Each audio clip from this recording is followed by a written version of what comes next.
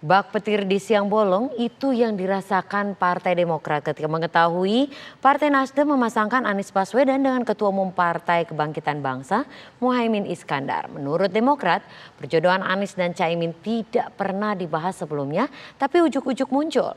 Sementara pengamat politik Burhanuddin Muhtadi menilai langkah yang diambil Nasdem semata-mata demi untuk menggenjot elektoral Anies yang lemah di Jawa Tengah dan Timur yang merupakan basis dari Nahdlatul Ulama.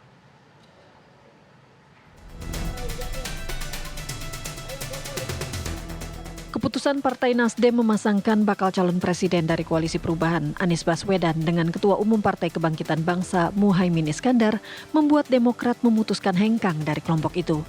Demokrat tak terima Caimin menjadi bakal calon wakil presiden untuk koalisi tersebut.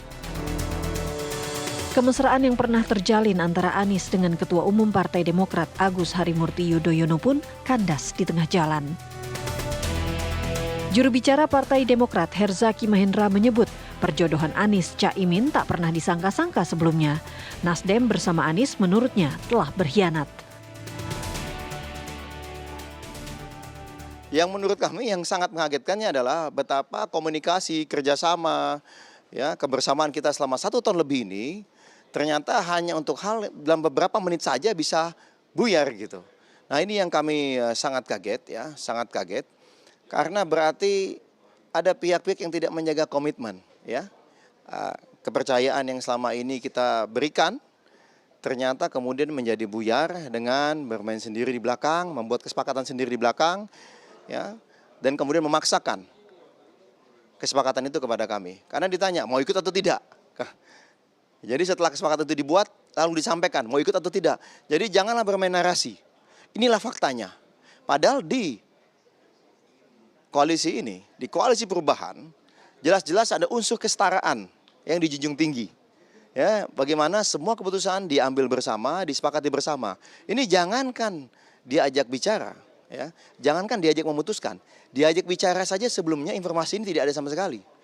Nah inilah yang menurut kami suatu fenomena yang sangat mengagetkan. Bagi kami tidak punya etika politik sama sekali. Bagaimana tidak bisa menghormati kesepakatan yang sudah kita tuangkan dalam piagam. Bagaimana kita berproses panjang lalu mendadak kami merasa yang kami dukung ini pemimpin rakyat gitu sebelumnya. Tapi ternyata tidak lebih dari petugas partai juga. Ialah yang memiliki kuasa. Pengamat politik Burhanuddin Muhtadi menilai pemilihan Muhaimin Iskandar sebagai pendamping Anies Baswedan semata-mata demi alasan elektoral.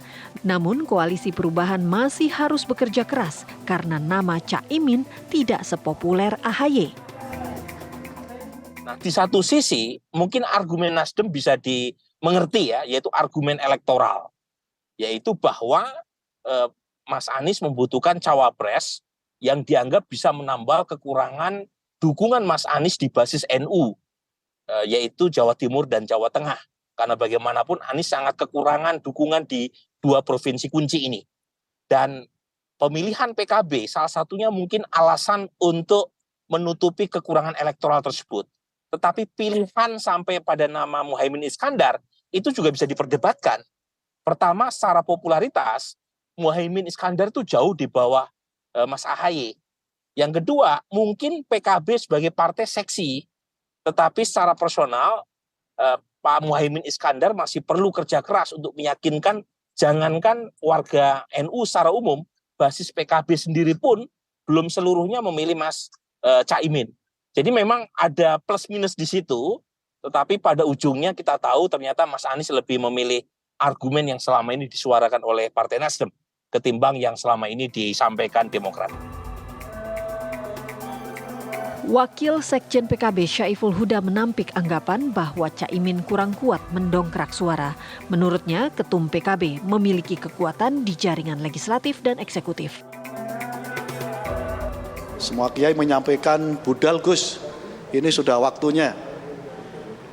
Orang NU diwakili oleh panjenengan.